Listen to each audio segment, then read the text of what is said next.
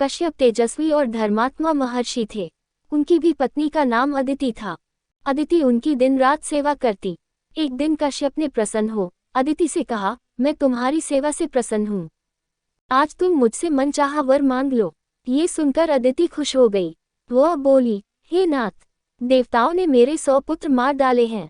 अब आप मुझे ऐसा पुत्र दे जिसे देवता न मार सके। ऐसा ही होगा, लेकिन तुम्हारे उस पुत्र को सिर्फ भगवान शंकर ही मार सकेंगे। कश्यप ने अदिति से कहा। समय गुजरा। अदिति के एक पुत्र पैदा हुआ। उसके 1000 सिर, 2000 पांव तथा 2000 आंखें थीं। वह घमंड से चूर होकर अंधे की तरह चलता था, इसलिए उसका नाम भी अंधक पड़ गया। वह अत्याचारी था, सभी उससे डरते थे। अंधक युवा हो चला था। अब उसके अत्याचार भी बढ़ते ही जा रहे थे। वह यज्ञ करने साधु सन्यासियों का अपहरण कर लेता, उन्हें परेशान करता। फलतः धार्मिक अनुष्ठान बंद हो गए। महर्षि कश्यप और अदिति ने अंधक को बहुत समझाया, लेकिन सब बेकार। वह एक कान से सुनता और दूसरे से निकाल देता। देवता परेशान हो उठे। वे अंधक से मुक्ति पाने के लिए उपाय सोचने लगे। उन्हें पता भी था कि अंधक को केवल शंकर भगवान ही मार सकते हैं। देवता शंकर जी से मिलने चल पड़े। रास्ते में उन्हें देवर्षि नारद मिल गए। देवताओं की बात सुनकर वह चिंतित हो उठे।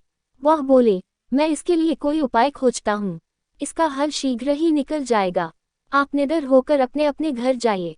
देवता नारद जी का यह आश्वासन पाकर देवता लौट गए। नारद जी वही विचार करने लगे। उनके दिमाग में एक युक्ति आ गई। वह वहां से चल दिए। वह मंदार पुष्प की माला पहन अंधक के पास पहुंचे। मंदार की महक अंधक को भा गई।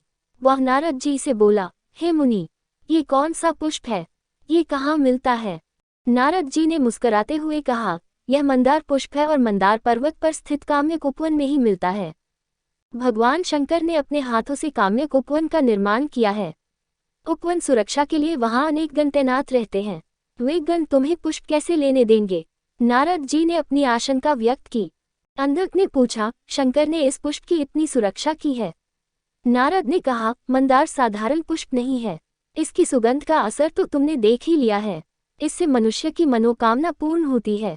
नारद की बात सुनकर अंधक बोला, अच्छा, यही बात है तो मैं इस फूल को प्राप्त करके ही रहूंगा, चाहे इसके लिए मुझे शंकर से युद्ध ही क्यों न करना पड़े। नारद जी की युक्ति काम कर गई। वे मुस्कुराते हुए देवलोक की ओर चल दिए और अंधक मंदार पर्वत की ओर चल दिया। वह पर्वत पर पहुंचा और देखते ही देखते उसने पर्वत को उखाड़ फेंका। भगवान शंकर यह सब देख रहे थे। उन्होंने तुरंत पर्वत का दोबारा निर्माण कर दिया। अंधक ने उसे भी नष्ट कर दिया।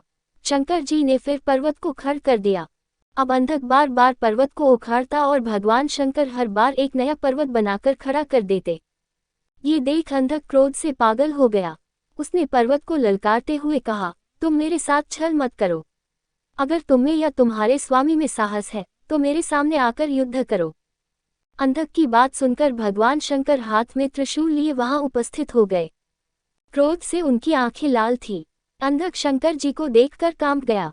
तभी उसे अपने पिता का आधा वचन याद आ गया, परंतु वह शंकर जी के हाथों मृत्यु वाली एक बात को भूल गया था। वह अहंकार में शंकर जी को ललकारने लगा, तुम हो पर्वत के स्वामी, तुम मुझे मंदार पुष्प दे दो, वरना मैं तुम्हारा वध कर दूंगा।